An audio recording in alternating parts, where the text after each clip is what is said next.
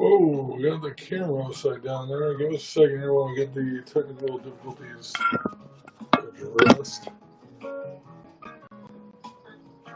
Let's make sure that works. Sorry about that, guys. Ladies and gentlemen, using some new stuff here. For some reason, this shit is not working as intended. Give me a second here.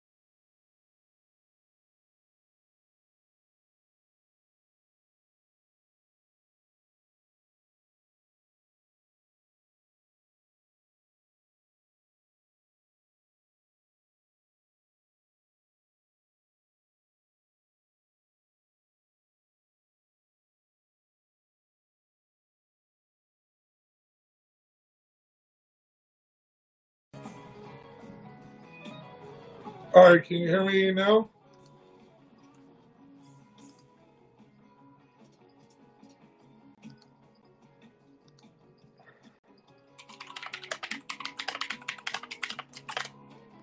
You guys hear?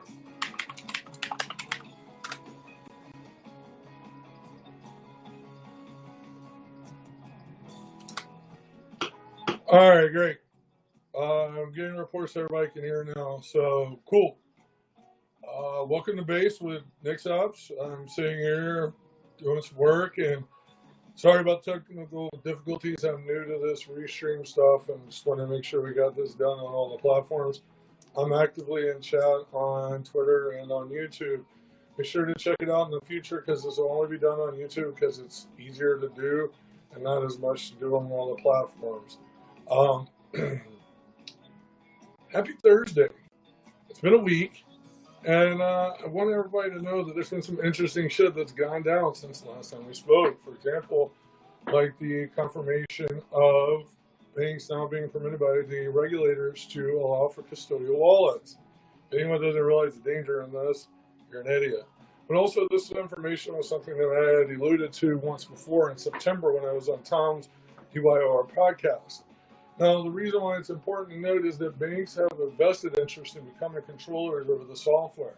And you may ask yourself, but why? Well, censorship. 2, guaranteeing tax. And then 3, they're not going to be shifting Bitcoin around because they're just going to use their own ledger and reconcile when and if they ever need to. Now, you may think to yourself, well, why would anyone do this? Good reason.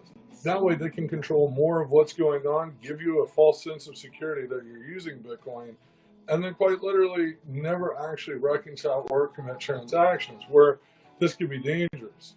Now, you may say to yourself, oh, well, they gave me a public key, they gave me a bunch of other stuff, and this may be true. but the danger is what's going on in the back end, right? So, like, remember, banks already kind of do this now, right? So your money doesn't actually move the second you send with Zelle or whatever. It's just going to be added to what they're going to say is their processing transactions. Now, the same is going to apply for Bitcoin going forward. And this is going to be dangerous because what a lot of people don't really grasp about this is that they're going, yes, literally they're going to save on the transaction fees, Bitcoin Jake, but they're also going to prevent you from understanding that they have complete control over your digital asset that you're going to have in your Orange Coin wallet and your banking account. Now, I'm not one to say that it's necessarily all negative, but I am one to tell you right now that there are some issues with this that need to be addressed. One is that this is a telltale sign of us, or as the cheerleaders who wanted, integrations and legacy systems, that literally what's going on is that you are seeing these regulatory commissions now making rules on banks being allowed to use cryptocurrency.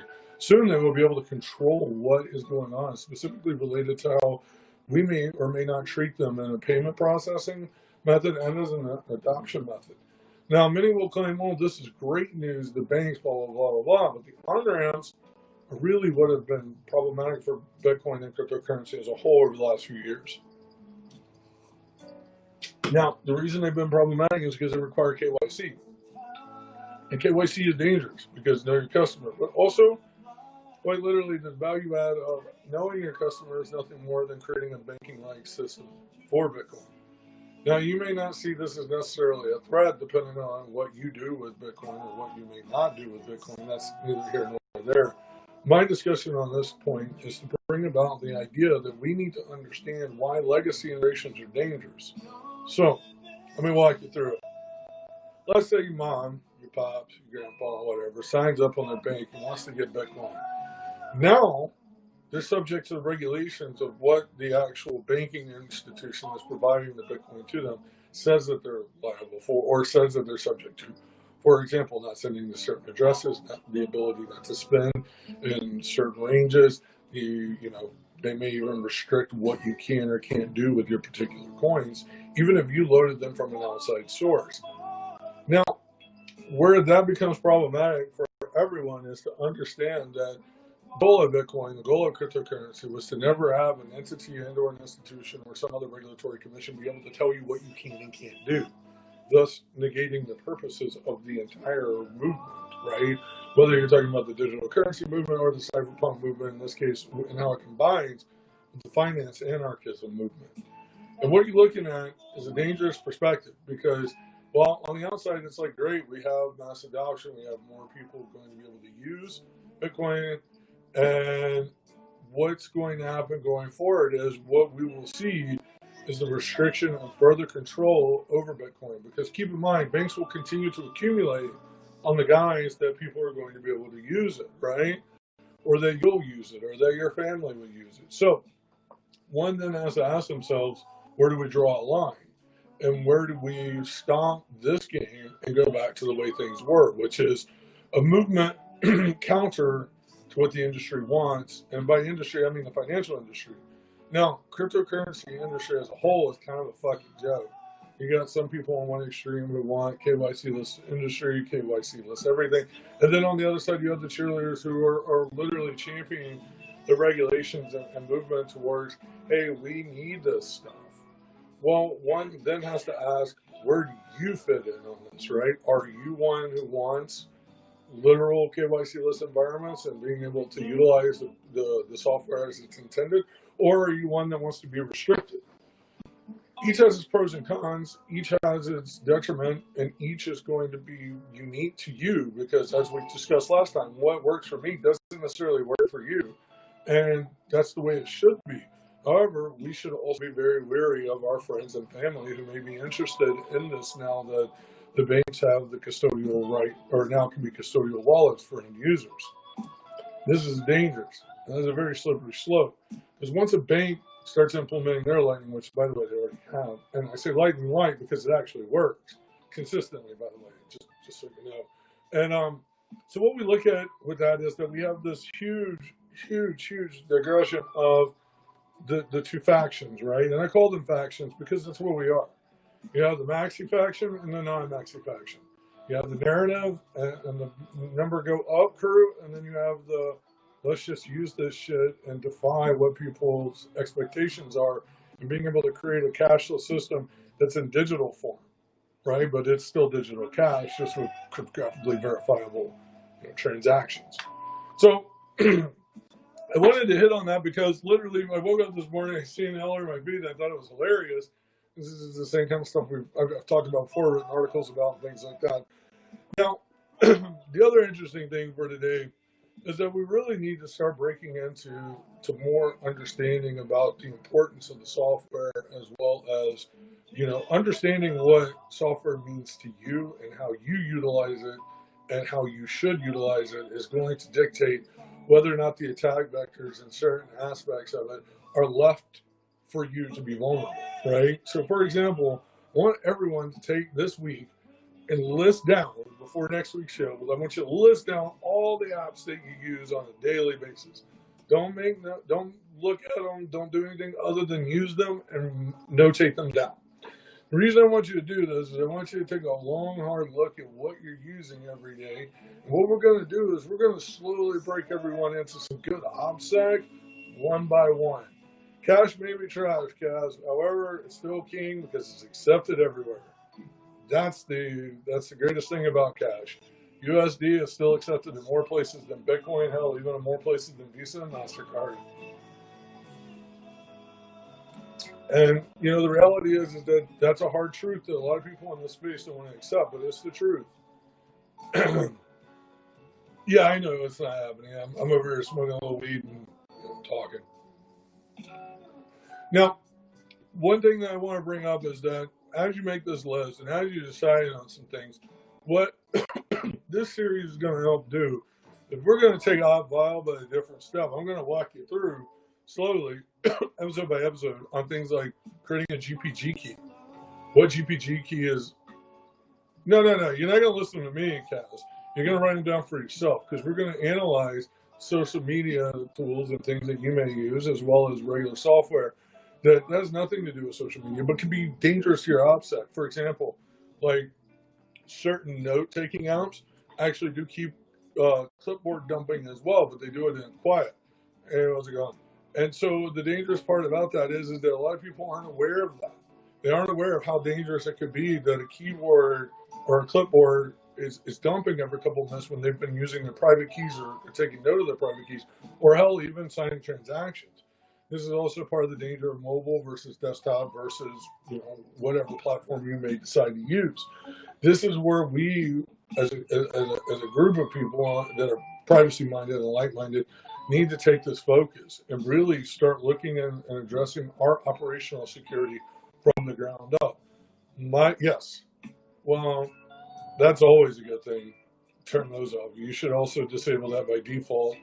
And that's the thing is like you got to literally be taking real looks. Bitcoin J, good call on the turning off data, but you got to be looking at all the vectors that you have, right?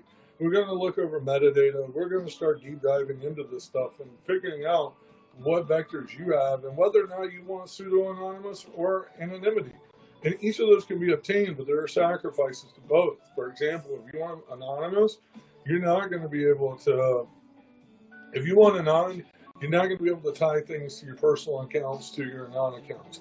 That's dangerous because then at that point, if someone puts the two pieces of the puzzle together, you're screwed.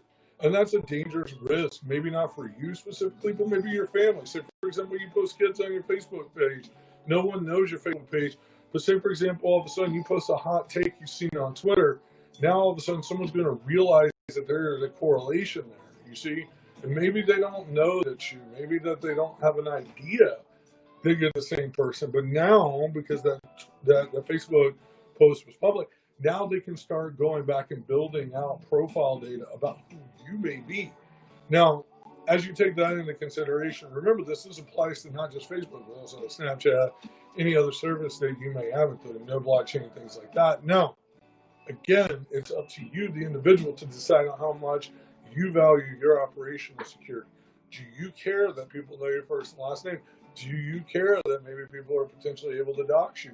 Do you care whether or not they know your Facebook or not. If you don't, then none of this may apply to you. However, I would still recommend strongly analyzing what your operational security and your attack vectors are.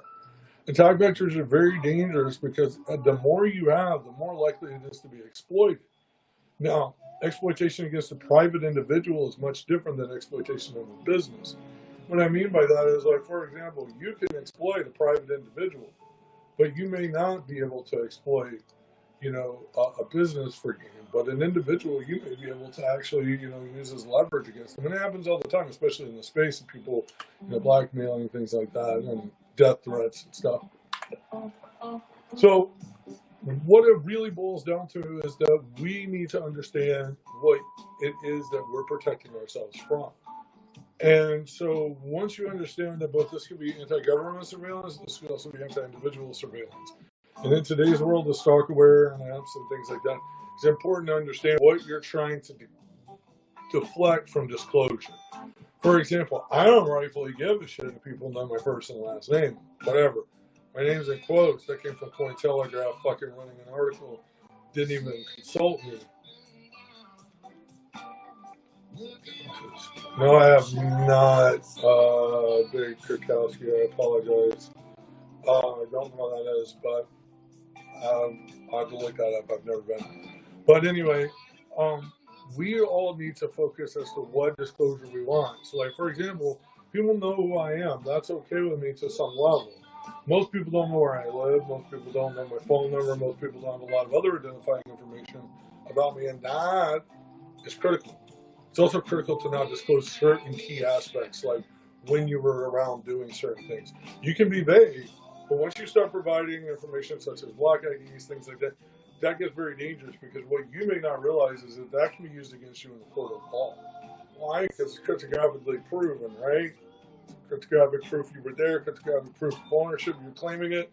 Cool, verified. That's an issue. You also have to remember and understand your rights under the Fourth Amendment, what you have to disclose and what you don't. There's a lot of things that people really don't get in this space, and my goal in this series is to help people understand those things, as well as to build up their operational security and make sure they understand to use the tools and not get married to a tool. For example, a lot of people are married to Bitcoin. Well, that's cool, but if you were to take a step back and look at the modern software development environment, would Bitcoin even pass a test to be used in an enterprise? Let's not talk about price.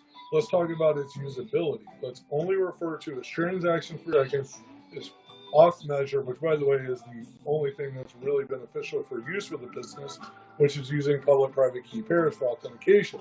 So, if we look at that, is Bitcoin really appealing to software engineers outside of Bitcoin, or outside of crypto Twitter, or outside the cryptocurrency space? Not exactly. Why? It doesn't meet the needs that they have. Why? You can cryptographically prove things without needing Bitcoin. You may say, oh, well, the ledger is more solidified. Yeah, well, that's cute. I just need cryptographic verification. So as you understand this, you can start to see really why people like myself and others who may be long-term Bitcoiners aren't looking at Bitcoin as we need it for everything. We use it for what we intend to use it for, such with Whirlpool and mixing services. So, like I said, I mainly use Whirlpool. I don't use Wasabi because, well, I just get you in trouble, put you in jail. But going back to the thing, yes, and that's the thing you have to look at. And just like Kirk just said, it's not very usable, especially not the way people use it. So, like, what are you going to do? You're going to use Lightning? Okay, well, Lightning's not Bitcoin. Just because something uses Bitcoin doesn't make it Bitcoin. I said this last year. I'll say it again. Just because an app uses fucking SQL or MySQL or Postgres doesn't make it Postgres, doesn't make it MongoDB, doesn't make it React, doesn't make anything. It's an application that happens to use a programming language or an application stack. So let's make sure we understand that. Because otherwise, everything around here would be just running some everything would be just insert database name here that they're using on the back end, whether SQL, NoSQL, or slab, structs, whatever. Now, and people say, oh, well, Daniel, you're kind of an asshole. Okay, cool. Well, are we going to go around saying that, Twitter is what they use Nginx, so Twitter is Nginx? No, we're not. That would be the equivalent of saying that Lightning is Bitcoin. Just because it uses it doesn't make it Bitcoin. So, like, let's just keep that in mind. And it's very important to make that distinction because as you're talking to people who may or may not be in cryptocurrency industry, but say you're talking to an engineer or someone outside of cryptocurrency who just happens to be in software, they're going to tell you you're full of shit. It's not how it works. Just because something uses some other piece of software doesn't make it that. And it's so critical to understand that discernment because you literally sound like a fool when you talk to someone outside of this industry and you refer to Lightning as Bitcoin. That's what they see. They see ignorance and a lack of understanding. So going back to the upside, going back to everything, the goal that I really want is for everybody to up their game and to really understand the dangers of society we live in, especially with COVID tracing. That's why I've given information on like not updating your phones and keeping your stuff on the version levels that they need to be to protect yourself and your loved ones and people you come in contact with. But also, you know, I wanted to open up today to kind of get some feedback on what people would really like to see going forward. You guys want to see like live demonstrations of like me walking in and buying covert devices with cash at like Walmart and shit? Because if so, we can make that happen. But I think ultimately people really need to understand that these devices and covert, you know, anti-surveillance techniques are useful in protecting yourself, especially at a time when our society supports it. And I highly recommend taking advantage of it at this time. I mean, like I said, it's very critical. So going back to, you know, being based with all this stuff, is that technology is a tool, right? Software is a tool. It's important to understand the tool, but it's also important not to marry it. And what I mean about marrying it is that you should know there's no silver bullet for software. There's literally nothing that's going to be guaranteed safe, period. Not even Bitcoin. Everything is subject to human error. Everything is subject to bad human programming, by the way. And because software is written by people, you have to understand that. Bitcoin Berg, I'll pop in on that, but basically what I want to say is that Bitcoin can be used as whatever you want. It's digital cash. Whether you want to save it or not, it's up to you. But it should not be just for savings. It should also be used when times call for it. For example, if a merchant accepts Bitcoin and you're paying from that merchant, you should support them accepting Bitcoin. Why? By using Bitcoin. Here's why. First of all, it's a risk for most people to accept Bitcoin or any cryptocurrency. It's also a lot of overhead, and you need to encourage them by spending your coins, corn, whatever it is it may be. Purpose of that is to show them that you're not just telling them what to do in hopes that some other fucking jackass down the road will spend money, but you also need to demonstrate that, hey, you're going to also be there to spend some corn. You're going to make transactions. Because in the future, as we've seen with the banking industry now being permitted to be custodials, what you're going to find is that there's going to be a large problem. No one is going to keep accepting Bitcoin if they're only getting 4 transactions a year for like $12. It's not going. No one's going to compromise their merchant services at all. Why would you? If the bank says you got to accept it in our way, or you can use this free, you know, if you choose to use mixed coins and all this stuff, you're going to have, like, we're going to cut off your credit card and debit card access. Who the fuck's going to do that whenever they only get 4 transactions a year? Maybe. Right? Understand that risk. Understand as a business. Maybe you can't comprehend that, but as a business, I'm not going to risk my bottom line. It's just like the other day, someone was asking why Grayscale started to introduce Litecoin and possibly others. Why would they restrict themselves to just Bitcoin for profit? That makes zero sense from a software standpoint, from any business standpoint, from a financial standpoint. Why would you put yourself in a corner? That doesn't make any sense. So when people often try to like talk to me irrationally on the internet, especially on Twitter, and they want this like, you know, this narrative, they want to push this. Well, that's cute. You push your fucking narrative, but business is business. If you think you're going to impact the small business's bottom line because some fucking bullshit narrative, you're wrong. They're going to fucking take profit where they can take profit, get more fucking flies with honey. They're going to be able to take coins from elsewhere because as long as they can get the US dollar for it or the value base to refill their inventory to be able to function as a business, that's all they give a shit about. They could care less about your occultism. They could care less about your $200 fucking Raspberry Pi case. They really could. Like they don't. They don't give a shit about your brand. They don't give a shit about anything. What they care about is whether or not they can have money coming in from a sale, and it doesn't require a bunch of overhead and or cost or risk for them to accept the currency. Now, understand that literally everybody's hoping for this hyper Bitcoinization shit. And I think it's cute. But keep that in mind as we discussed last time. That would be a sign of hyperinflation for the US dollar. That's bad. Businesses would not even be able to accept Bitcoin because they already don't accept it. So why would they start now? They just keep accepting cash. And what you have to look at, man, and Bitcoin Jake, thanks, popping in. See you later. What you got to look at is that you have to really understand that all of this, as we grow and mature into an industry, and we're supposed to be the superior industry, of what's going on. And what you want to see is you want to see people accepting it, but you want to see people using it, right? And I mean, Kurt should just ask, about hearing some grassroots stories. Well, back in the day, we used to go to bars, right? And what you would do is people would be sitting around chilling, and we would talk about Bitcoin. The bartender would be interested. So what you would do is you'd have them set up a wallet. Maybe you walk it through that step outside of the bar. Who knows? Maybe you made a new friend, whatnot. What we would do, set up a wallet for them, and then we would buy. We would send coins to them, buy drinks from them with that, or tip them in fucking coin. And people were like, oh my God, why would you spend it? Well, back then there was nothing to spend it on. It was worthless. So our goal was to get people to use it. You have to remember, if you're not using it, you're not supporting the chain economics. If you're not supporting the chain economics, then the other economics are going to be in a hill of fucking beans as the hash rate drops immensely.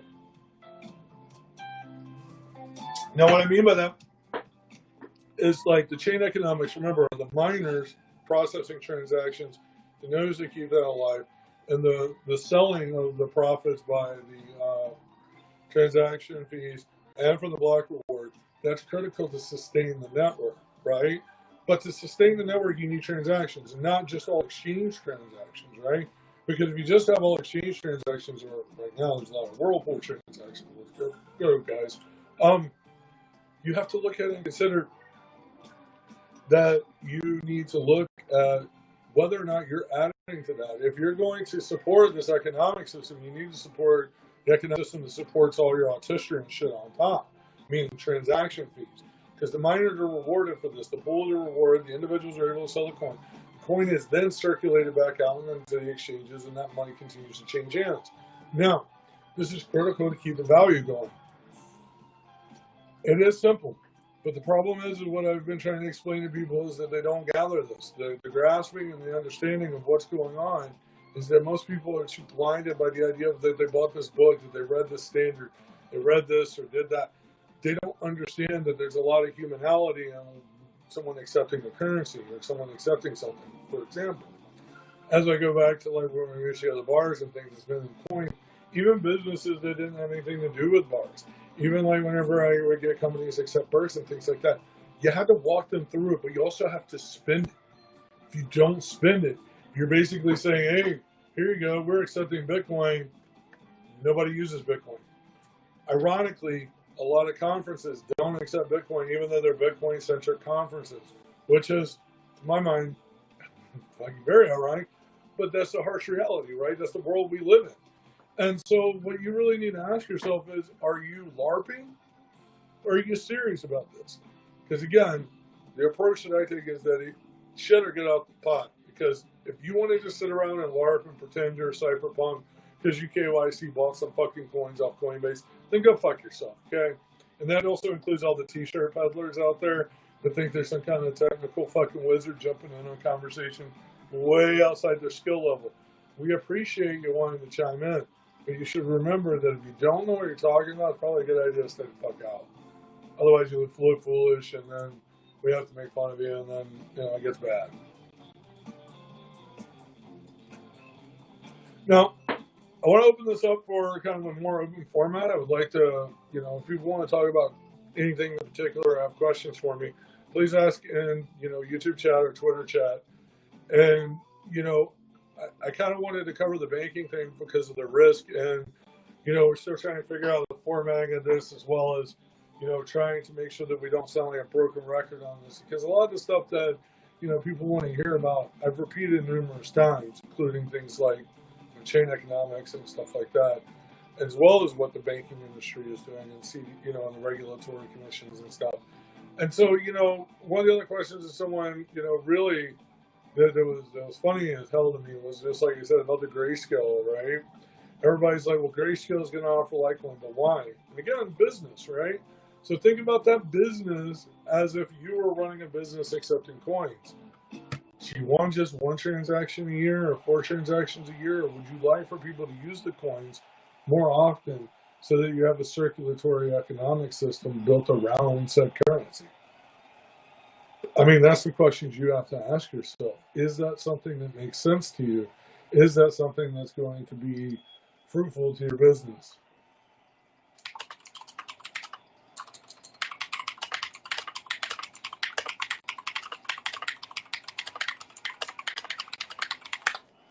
Sorry about that. I had to respond to something. But yeah, as we begin to look at what's going on in the future of Bitcoin and the future of cryptocurrencies, we're responsible for making sure that our future is what it is, right? If we want a world where people use this stuff as money, both in savings, non-savings, then yeah, you need to look at what's going on around you. So what's a good resource for chain economics is looking at what the current fee per sat is, and looking, or current sat per byte, sorry. And the other thing that you want to look at is like what the mining pools are producing and how much you're selling and things like that. There's really no concrete good way of looking at it in one centralized service, though that might be an entry point if some of you are looking for something to develop software for, an idea to kind of help your fellow Bitcoiner or fellow crypto. Why don't you take a look at chain economics and build like a page for it? I do not have physical time to do such a thing, but it would be a great idea and it would help a lot of people out. You would want to analyze, for example, what your fees, how many fees per block, what your average block fee is, average transaction in a block, what that may look like, over a period of a day, a week, that kind of things. And so what I would suggest on that is that we maybe, want to take a look at how this could help us going forward, right? Like a tool like that could be beneficial. So if you're looking for something to inspire yourself to do, that's what I would do. But that's how I get my data is, querying against, current transactions in the block per last block, and then looking at the current sat per byte fee, as well as looking at what the mining pools are producing and what the current blocks look like. That's how you derive that information. Now, it takes time because realistically, there's a lot of money to be made off of doing that. So just something to consider.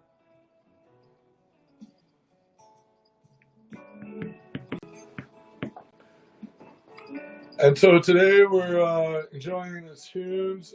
For someone asked, if someone already DM'd me to ask, we are listening to Dead and Company's, what day is this? It is 2/26/18 if anybody cares to listen, or if anybody cares to find the album.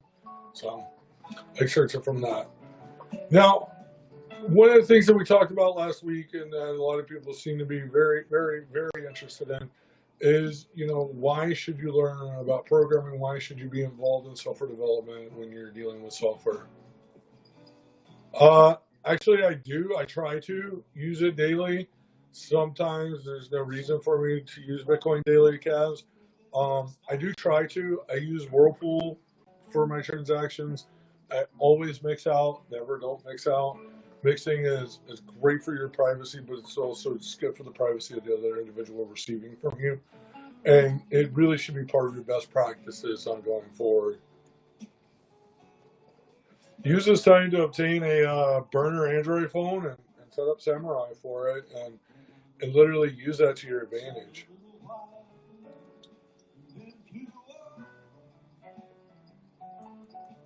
I mean, a lot of people don't use Bitcoin ever, and a lot of people say to keep it and don't sell it, don't spend it.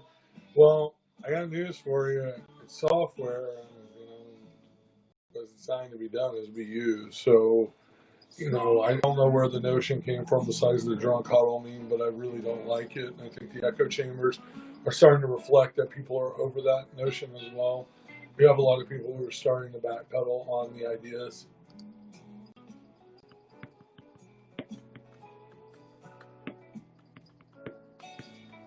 Well, Whirlpool is Samurai, Zach Crypto.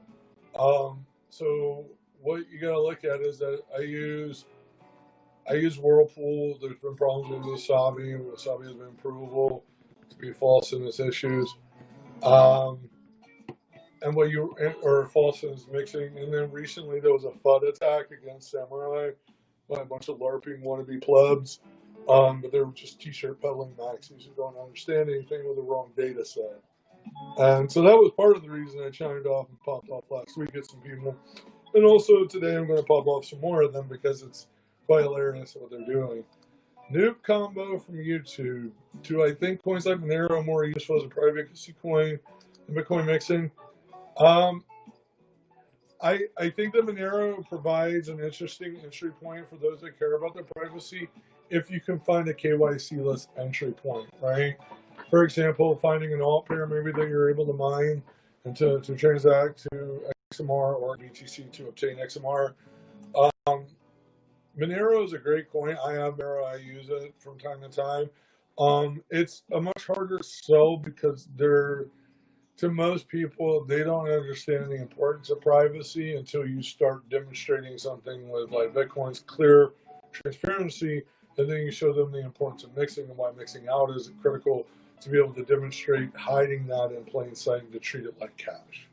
Well, not hiding, but it obfuscates it to make it look and appear as being spent as regular cash in digital form. And that's critical, new combo, and that's a great question. But what I've found, even in my experience, is that most people already hesitant enough about Bitcoin. And what they hear about Bitcoin is that, oh, I lost all my money, or that someone lost all their money, or that it's some Ponzi scheme because so many people have lost a lot of money, all number go up. So when you start breaking that down, people really are less or a little more reluctant to actually looking at anything other than maybe Bitcoin. And at times they want to see how they can obtain Bitcoin and or XMR or something to be able to do so without KYC. There's a huge shift from, people, 2 years ago that were okay with KYC, and now you're starting to see people go back to the roots of things was literally no KYC, and the idea that individuals should be remaining sovereign in how they obtain and utilize the software and cryptocurrency.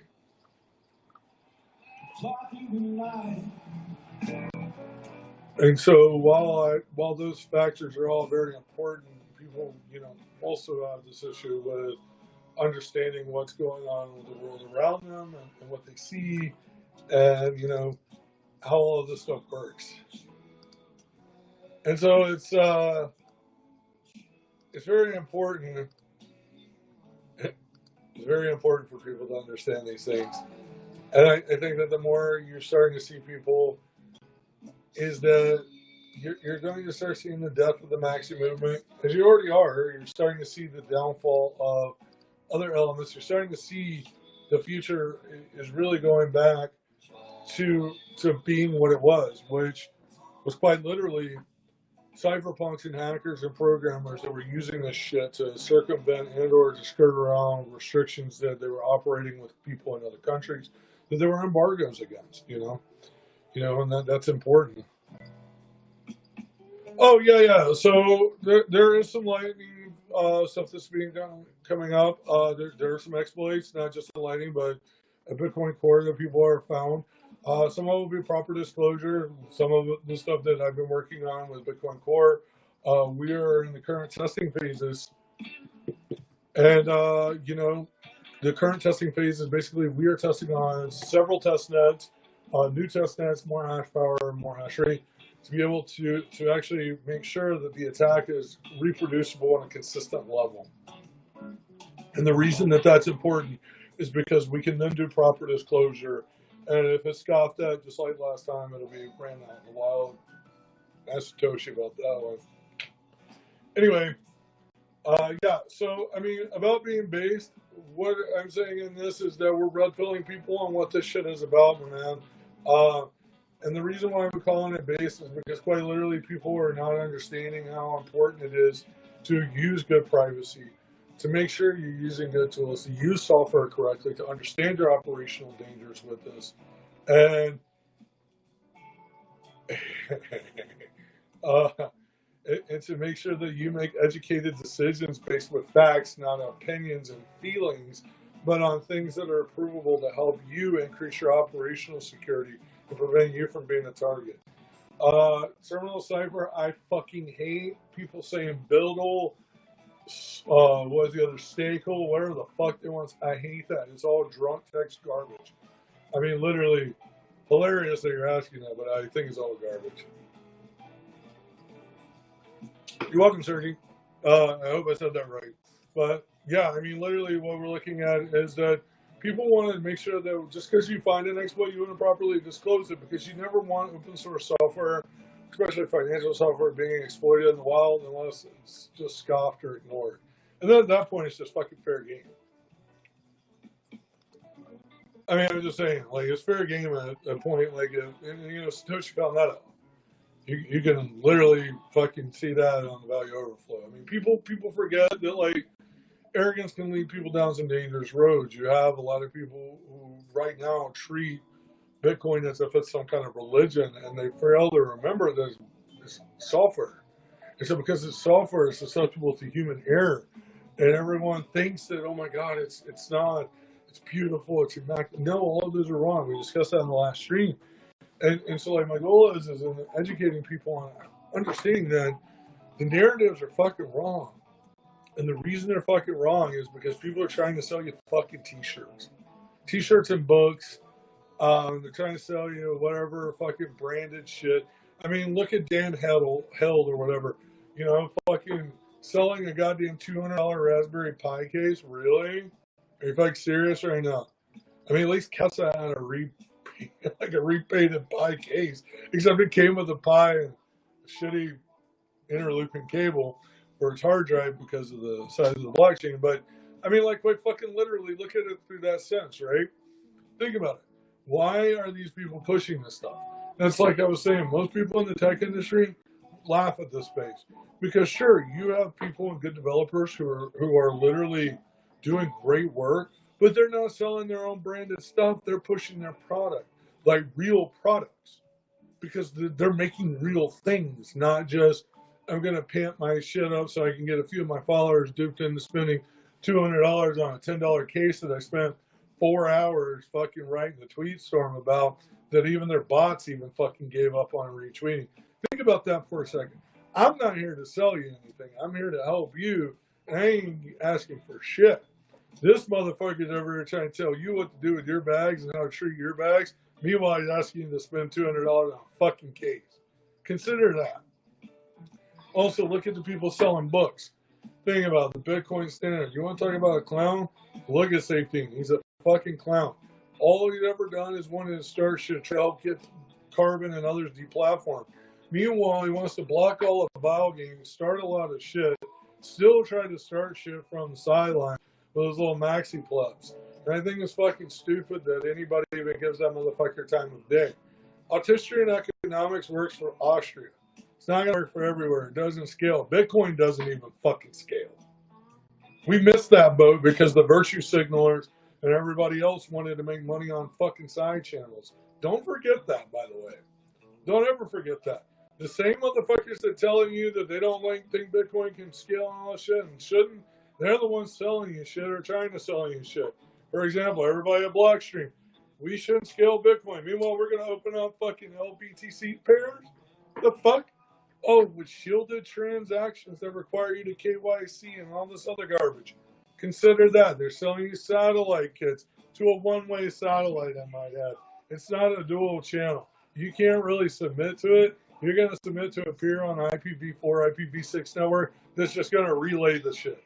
So there's a little bit of a truth bomb for you. A lot of people don't like to talk about, but it's the reality. Buck or anybody else can literally ask me. I mean, I've asked publicly. They've agreed. They know this. They're renting that satellite. They don't even fucking own it. So before Grumbles or Grumbles, as I like to call him, wants to chime in or anything like that, remember, facts are facts. We're not here to talk about feelings or fucking how you feel about a certain piece of software. It's fucking software. Either it works the way that's intended to or it doesn't. Either you use it in the way that's supposed to or you don't. That's not for me to decide. That's on you. Now, The other factor that a lot of people have really been getting mixed in with recently is that a lot of these maxis are just fucking selling stupid ass fucking merchandise and shit. And everybody's like, we're going to the moon. No, you're not. Right now, the current fucking price of Bitcoin is one. Let's take a game here on free. All right, 95888. I can tell you right now, I get to 10K, somebody gonna chop that shit off. Don't get fucking bought into the garbage, all right? I explained to you last time how people and smart people leverage book playing. Don't think for a second it's not going to get done as soon as 10K hit. You may ask why 10K. Well, it's a good even number. Plus, it's a good even false sense of security for other traders who have no idea how markets work. So you see a price increase. Yay, jump in, get all your shit in the shipmax and get wrecked. Thank you. But the world we live in is literally everyone wants to paint these narratives in the echo chambers around them. And, you know, the scope of this conversations is to help you understand what's going on around you, but also to help you see the world how you should, which is your vectors, your threat modeling, and understanding how to protect both your cryptocurrency, yourself, your family, and proper disclosure of your personal information. And a lot of people may ask, you know, why is this important to you? Why are you doing this? I'm doing this to help other people. And I'm doing this to help other people because, quite literally, I get asked a lot. I probably receive 20 to 30 DMs a week asking me how to help people understand their OPSEC, understand what to do with this scenario or that scenario. And I'm here to try to help you as best I can without knowing too much about you, but to give you broad general advice on the best way to handle your vectors. And that's what I'm doing. And the scope of base is so that you understand the risks that are involved, but also to provide you with some cold hard facts about shit going on around you in this space that you may be being misinformed about because people have intentions to profit off the fact of you being misinformed. You know, like for example, the maxi narrative is probably going to already change the next few days to talk about, hey, we're going to see, you know, this change and the banks getting involved, there's institutions coming and number go up, number do this. When in reality, number is not going to go on. Number is going to go wherever the number decides to go to. And where the number is going to go to is based on who the people are gambling on that shit at the time. And who's got more leverage and who's got more coin up for grabs at the moment. It's about getting paid. Any trader who thinks that they're just trading for some philosophical fucking value is lying to you. If you're not trading to be profitable, you're doing it wrong. If you're using Bitcoin, cool. Don't worry about trading. Put yourself in the box that you belong in. If you don't fucking care about trading and you're going to use Bitcoin to be a part of a revolution, then be a part of the fucking revolution. To be a part of that revolution, you have to use it, not speculate against it. You're speculating against it, that's a trader. Traders make money off profits of trading. Don't confuse the two. Now, circling back, what's going on with the banks and the regulatory and everything, we're looking at a really slippery slope where the world around us in this crypto space could literally be hinged on a bunch of other small problems, all because of regulatory commissions helping out banks, which is going to give people a mass adoption. More people are going to have access to it. But is that going to reflect onto the price? Probably not. And that's something you need to be aware of. Not everything is good for price. Noob Combo, I don't think that to answer your question, Noob Combo asked, do you think that the Twitter hack was done for profit or to smear BTC? No.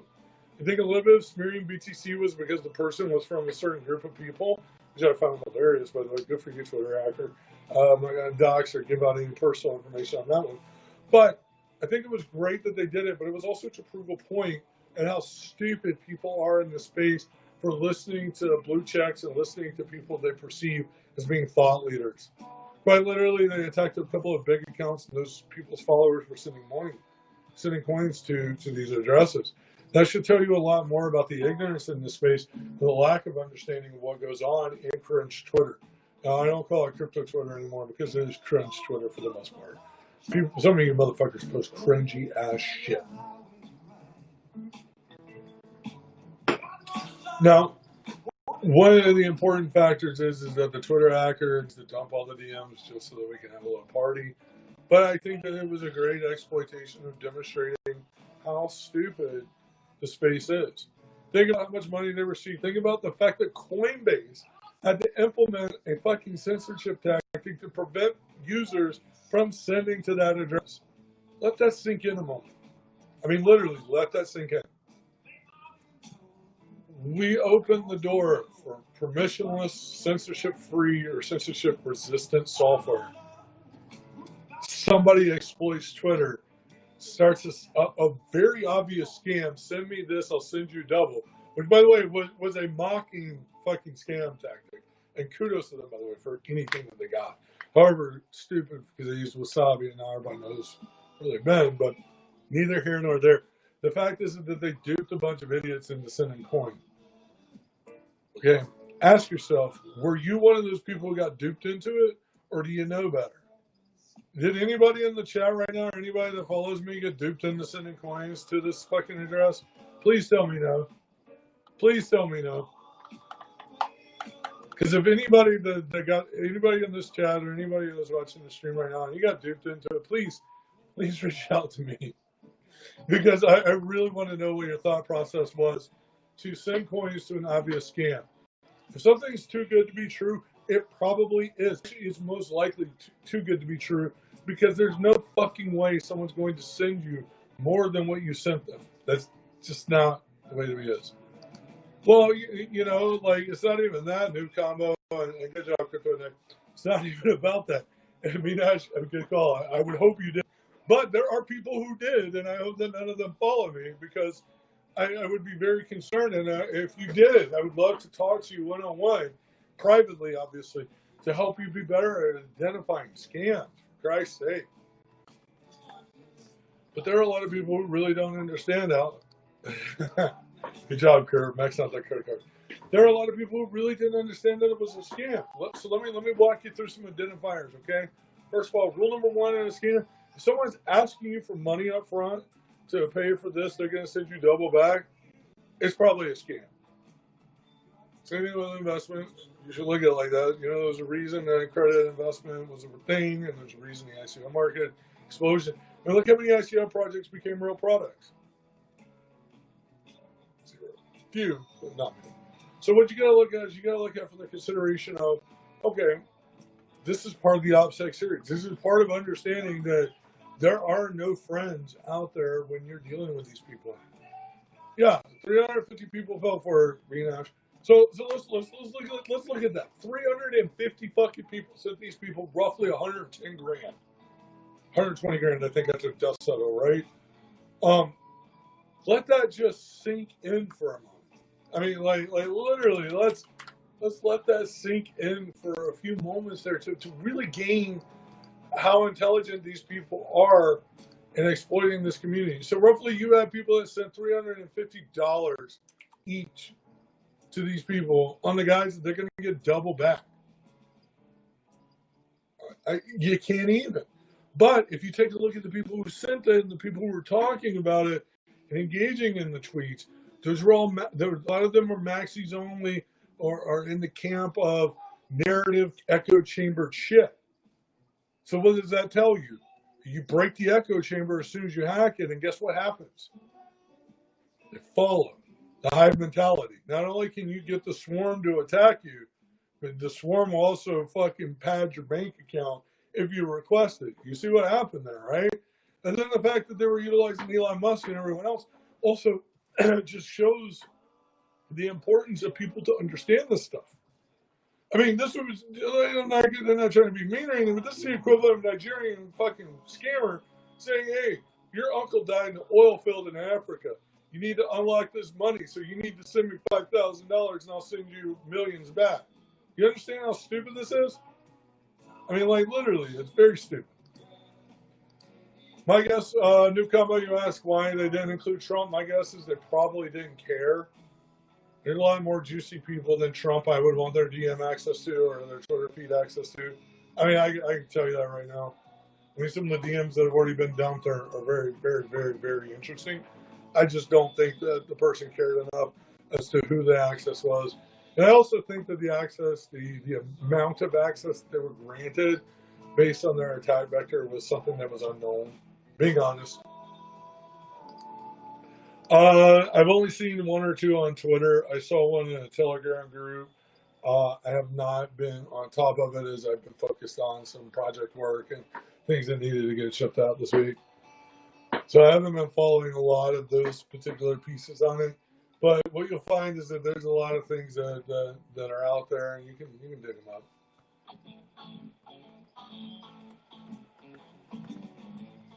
Yes. All right. Sorry, I got a question directly from a friend of mine there. I wanted to ask something. Yeah, I mean, the future of the software around us is that we're going to have a lot of more schemes coming up, and Twitter may have gotten rid of their God mode. And this came to another good question. Someone asked me, "Does everyone have God mode?" Yes. If you have a database that you're authenticating against, you're using God mode. There is a God mode. You have a DBA or a developer who has access for that, and then that's part of it. Just like Jameson Lobb, kind of said something about it, and like they have a centralized database too.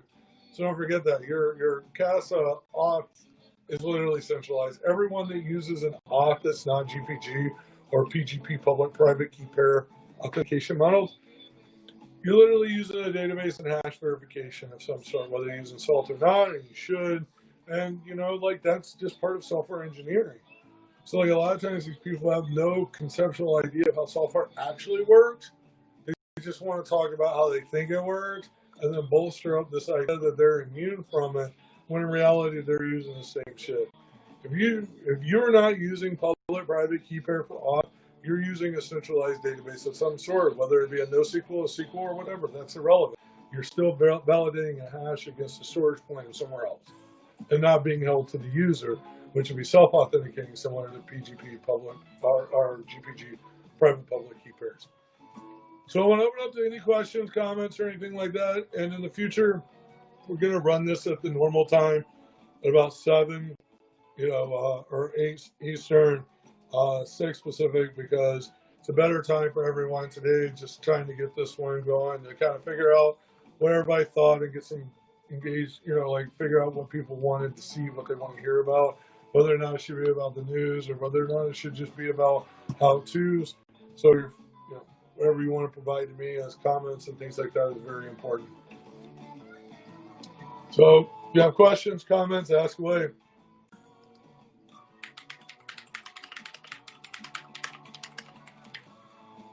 And I do apologize for, being having some technical difficulties to get started with, but we're working on everything. It's the first shot.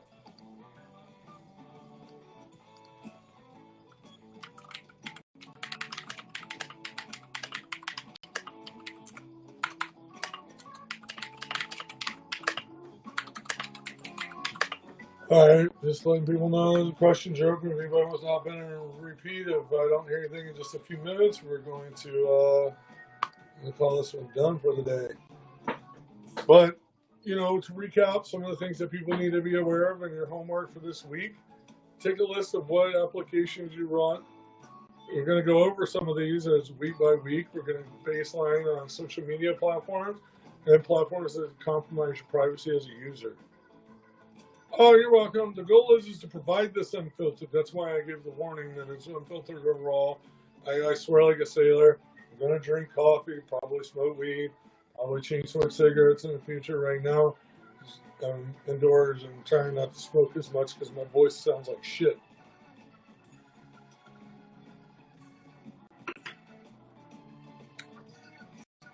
Thank you, Kurt Shifter. But yeah, my goal in all this is, no worries. You're welcome, Parlay. I mean, like I said, the point of this is that people had asked, people have requested, DMs were flooded, a lot of conversations were had, and so since this was like the first in the set, we wanted to kind of get an early start, to try to kind of figure out when was a good time, and and that kind of stuff, but also to work through any technical issues, as well as finding out where the good momentum would be, whether it be weekly, bi-weekly, that kind of thing. I mean, ultimately, a lot of this stuff is just rehashing of certain things, and the importance of these talks is to help you as the individual understand where you may be lacking in privacy and focus on your OPSEC and to help you get into a better position. And also, if you're not a fan of this format where it's on YouTube and Twitter and you just want it on Twitter, chime in as well, please, because I do want your feedback. And, trying to put all this together is a lot more tedious than I thought. So any information you can provide to us would be helpful on future iterations.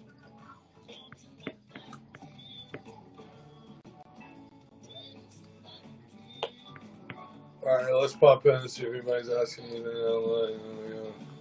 All right, welcome. Like I said, guys, be sure to pop in. If you got any questions, comments, please ask away. So right now we're listening to some Dead & Company. I'm going to try to, every time we do a show, do a different music, different show, different theme, upbeat, slow beat, whatever. What would be bass? You can use example of. Ooh. So bass would be fucking like instead of using a custodial wallet, you're using your own peer, using your own fucking mixer such as Samurai. That would be an example of being based in a software context. Another one would be that you're not using you're using pseudo-anonymous accounts, never tied to your real ones. And also, you're making statements that may be controversial to the modern known, like the known, the narrative. For example, people are calling me base for making comments about, how people should not be fucking destroying property and shit. Yeah, to fucking work for that shit. You don't like it, fuck off. I mean, you need to be yourself, but you also need to understand that there are compromises to be made in the context of what you see in the world. I don't follow the social norms because I don't give a fuck. You don't like what I gotta say? Cool. I don't like what you gotta say? Cool. But difference is I'm not gonna try to push my narrative down your throat if your narrative or if your point has a validity to it. For example, if I tell you that you need to validate your own transactions and you say you don't need to because the cost is too high or you don't have infrastructure, well, it's hard for me to tell you to do something that you can't support. So it'd be very stupid to do. Now, as far as being based as a person, just fucking taking the hot takes of the cringe on Twitter. Let's go. I mean, we can literally go on right now and say fucking cringe all over the place. Well, not as bad. I mean, one of the base comments I seen last night came from David Holt. Let's pull that little gem up. I draw charts. Let's see, where is it? Oh, give me a second. Trying to pull that out because there was some gold last night. What is it? Where are we at? Give me just a moment, folks. Pulling up something real quick. Holt was.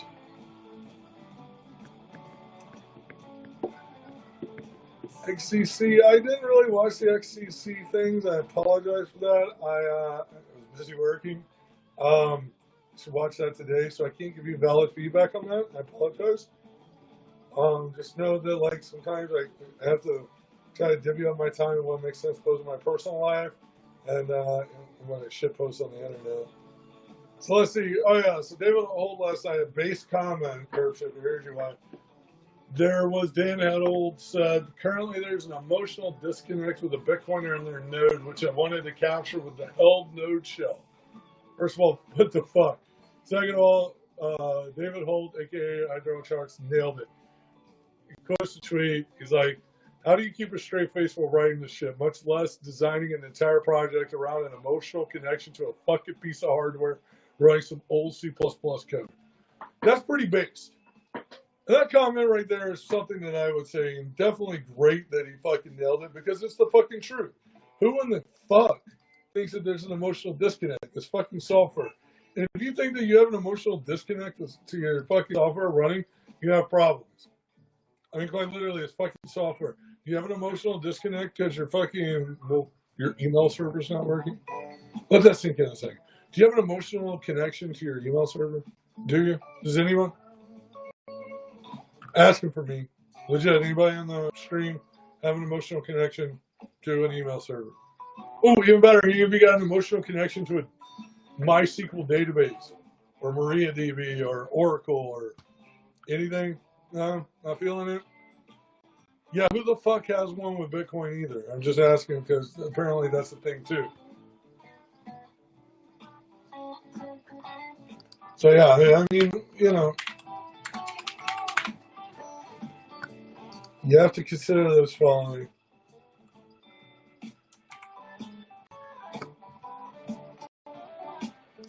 Yeah, okay, hey, you know what? We can do that. I'll make that a recurring feature, but I appreciate the input on that. I mean, like I said, this is kind of the feature dish right now to figure out how things are going and what things could be going forward and all that does. I also know the time slot's a little hard for some people because of the fact that being live at this hour, a lot of Americans are still at work. So myself.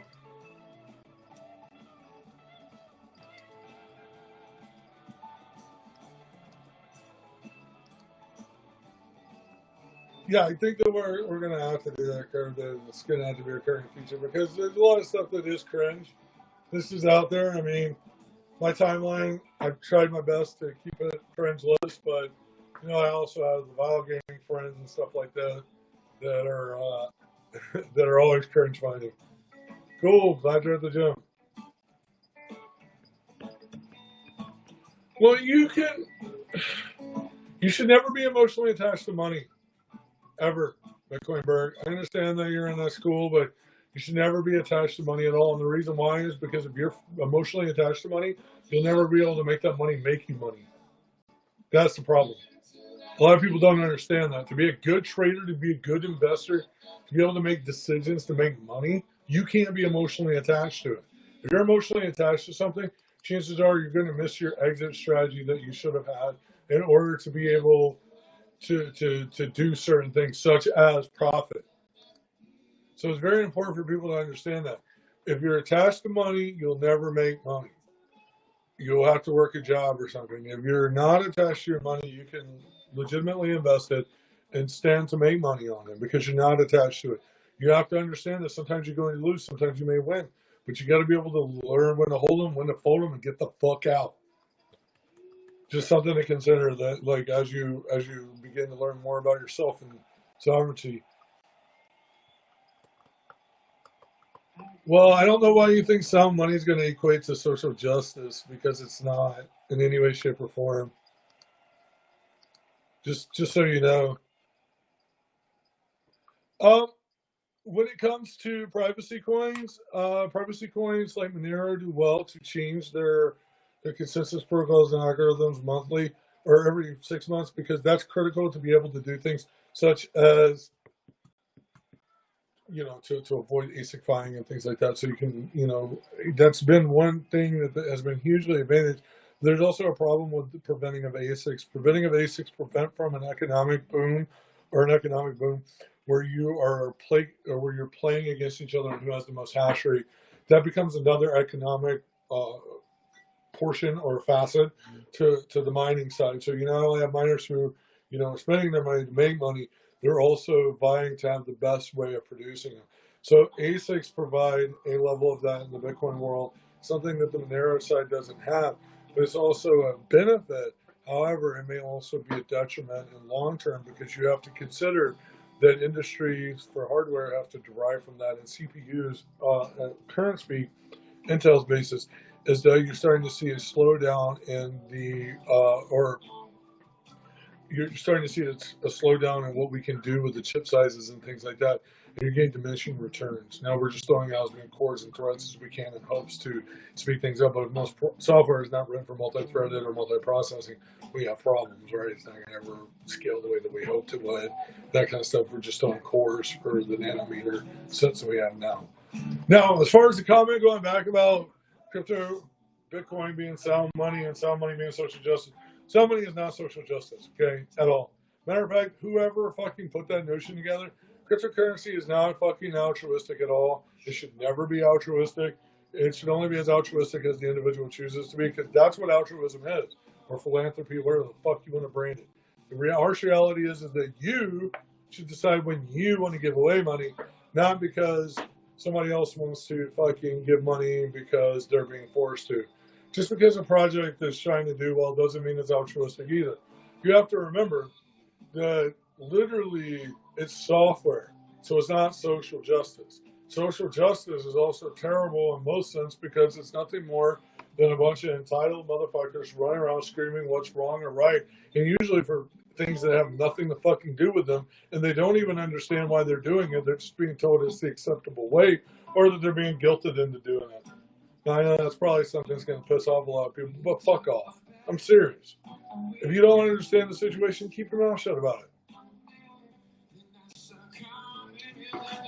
And in no way is cryptocurrency going to be fucking communism or socialism or any ism. Okay? It's just fucking digital cash, mathematic proofs, cryptographic proofs, backed by math. And that's it. That's it. That's all it fucking is. If you think of it any more than that, you literally probably need to take a step back and think, oh my God, am I putting too much value into what this piece of code can do? Because if you put that much value into fucking what Bitcoin's ledger can do, how much value do you put on an Oracle database? How much value do you put on a Postgres database? How much value do you fucking put in a fucking struct in a piece of code? Seriously, think about that for a moment. If you don't understand what a struct is in a piece of code, you probably shouldn't be calling Bitcoin social justice. Okay?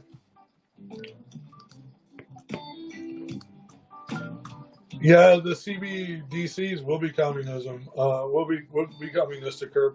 But that's because China is a communist nation, and a lot of people forget that. Just because they have a capitalistic, economic system, they're still communist, and their people are still subject to that. That's why all the fucking blow up over the goddamn coronavirus. Why? Because for the first time ever, Western people got to see what it was like in China when they go on lockdown.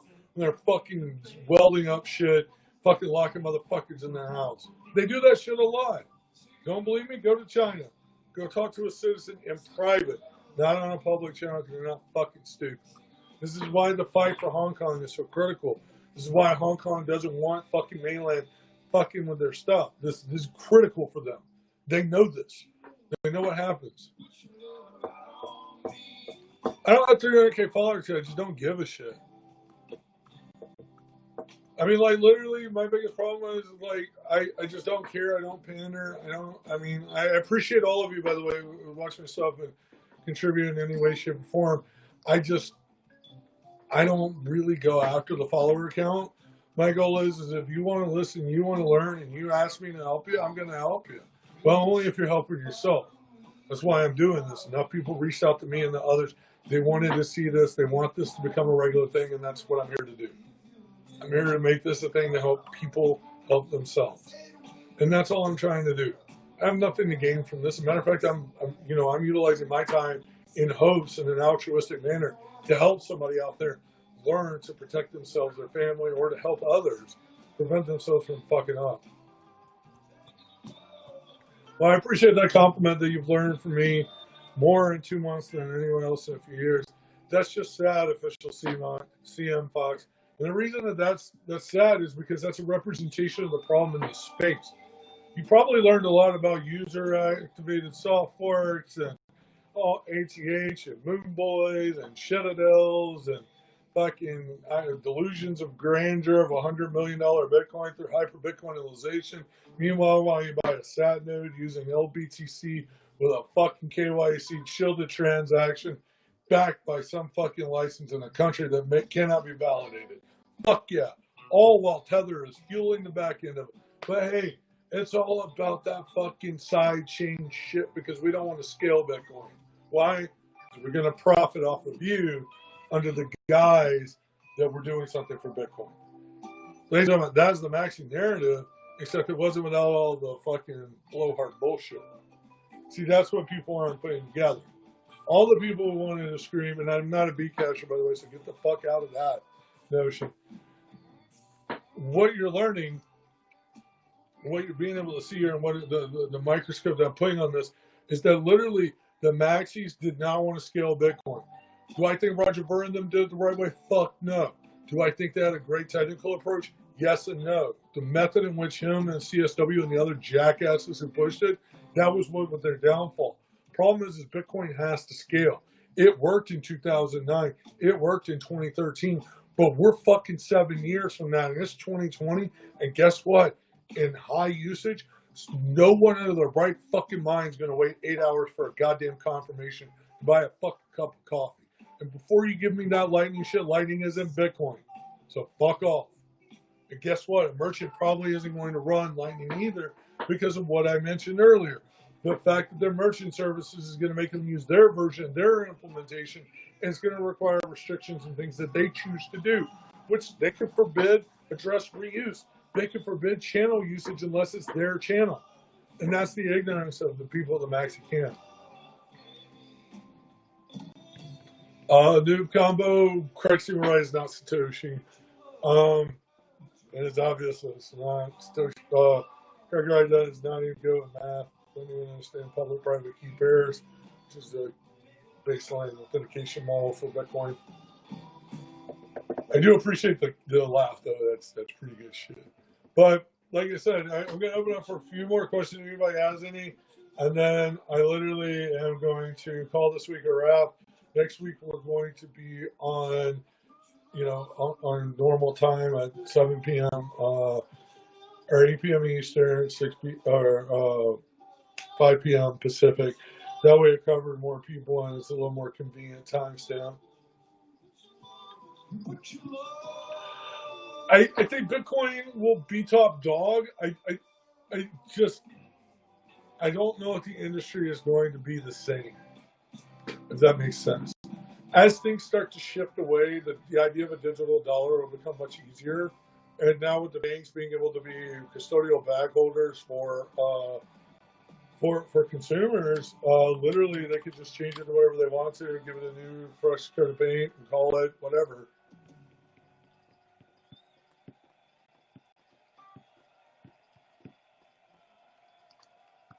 I mean, you're right, curve shifter, by not increasing layer 1. I mean, you do get an ideal banking settlement layer, but consider that banks' ledgers already do not reconcile but once a day.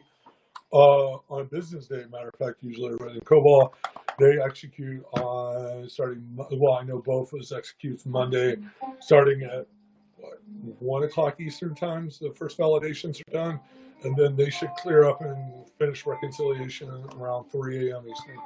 Wells Fargo is, I think Wells is at 12 on Eastern time. Oh, I didn't notice the sarcasm, but I was being serious about the reconciling.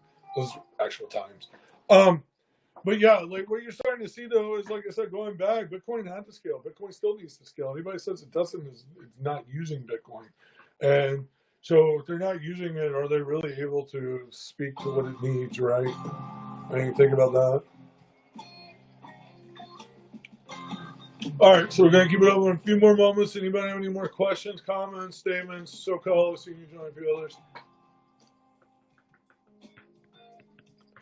Yeah, but that's the whole point, Curve, is that the middlemen are literally going to be what's happening, and they're the ones profiting instead of people getting the key user advantage of being able to use the software faster and more reliably in the context of it being like a payment channel, Like I said, just because Lightning uses Bitcoin doesn't make it Bitcoin. I mean, those are all factors that we need to consider too.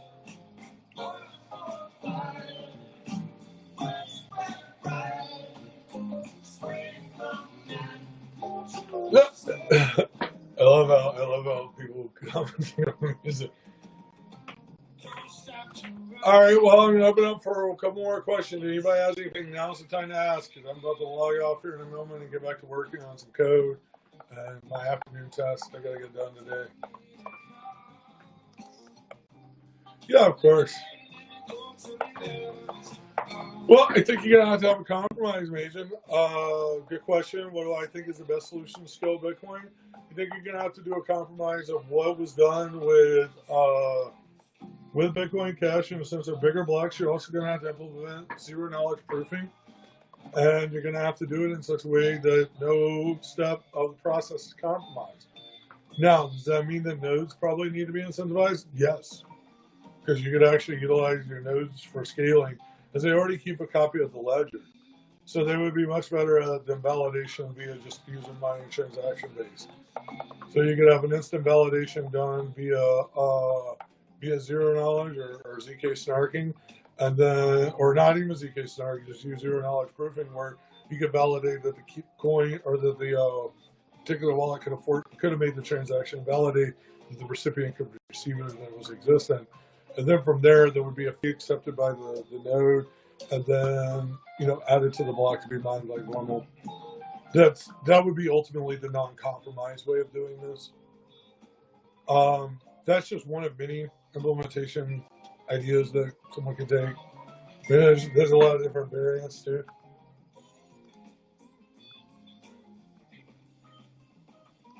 So, as I said, there are a lot of different facets to consider with that. So that's one way. Another way would be that you could use the peer directly to do facilitation. Just you would need to make sure there was another peer that could validate each other. Add to the block itself. I mean, there's a multitude of ways, but nobody wants to really talk about those things. Side channel staking bullshit with Lightning is not going to help it. My thoughts on protecting wealth and Qatar's regulations continue digging your ass. That's a great question. Great way to solve that is be operationally secure and disclosure. For example, if you're not using KYC services and you're not using KYC exits, then you should be fine. Always lower, restrict yourself from the limitation of what the FBI, IRS, whatever can do. And I don't mean that from a legal standpoint, but also as an individual. Don't be posting that your fucking wallet address is this. Don't be posting your transaction records on fucking Twitter. It's the dumbest shit ever. Don't do that. Don't post your pseudonym or anything like that. Post nothing related to anything that can be traced back to you. Because guess what? You're going to be held liable. Twitter will cough up that information in a heartbeat with a subpoena. Don't think for a second no business won't.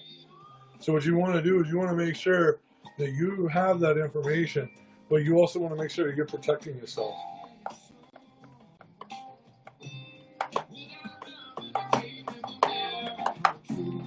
All right, so we're going to give it over just a couple more minutes, and then I'm going to bail out. I hope all of you had a wonderful time on this.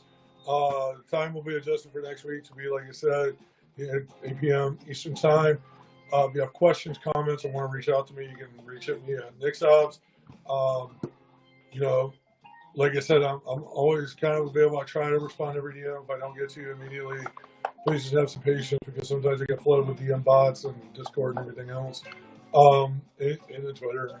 Sometimes I get shit spam. Sometimes I'm actually blowing up my notifications. Sometimes people just hate me. I don't know. But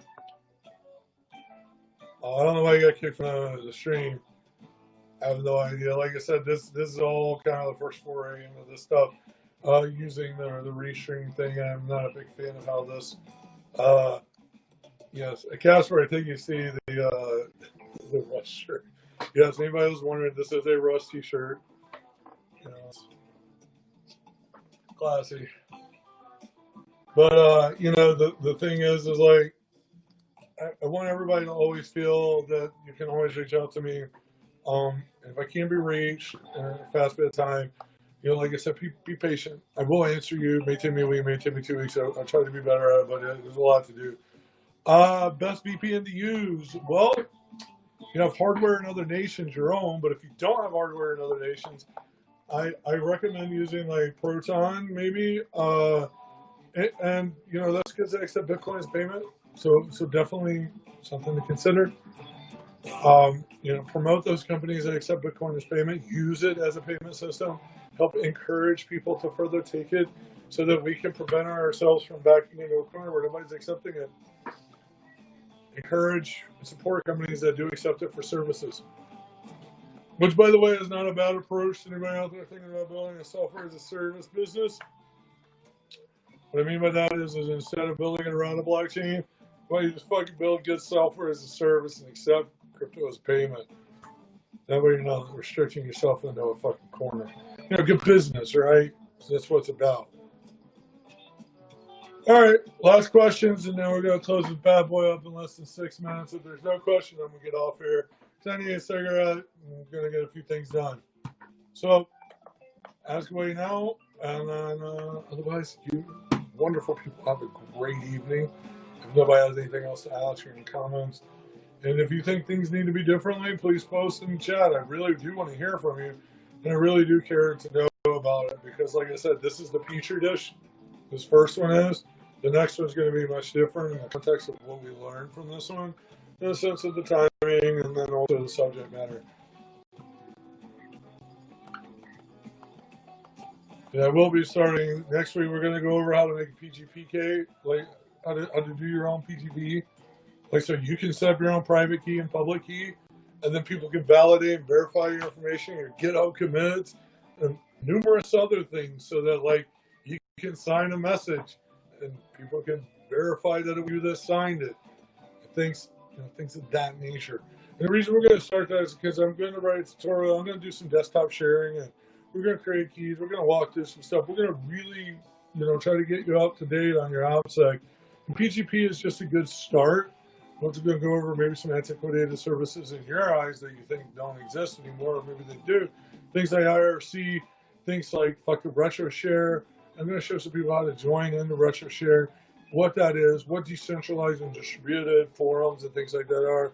We're going to go over some, ephemeral chat stuff, such as burst chat, read my curve shifter, things like that, where maybe your attack vector is you don't want anyone to know that you're dealing with a certain other person. And you want to do so in a KYC-less way with no logs. We got just a tool for you. I literally, curve shifter already wrote it. It's already being used in other countries. It's being used these days in various implementation. Those are important to understand the vectors that you can utilize software to take advantage of their features and or non-feature set to be able to protect yourself from levels. So I hope everyone had a great day. I hope everyone learned something today. If you didn't, I apologize. Maybe next time I'll be able to get to something you're more interested in. Also, be sure if you see something stupid from the maxis, I probably will see it. And it's cringe as fuck. And I'll make sure that we do a cringe versus base in this, as a weekly segment. And, like I said, if you want to see anything in particular from me, or if you would like something specific, please reach out to me directly at Nixops on Twitter. Thank you all. Have a wonderful day. Oh, what about Rocket? Talking about Rocket framework, Bitcoin Jake, or what? They're talking about Rocket web framework for Rust, man. I was like, oh boy. All right, ladies and gentlemen, have a wonderful day.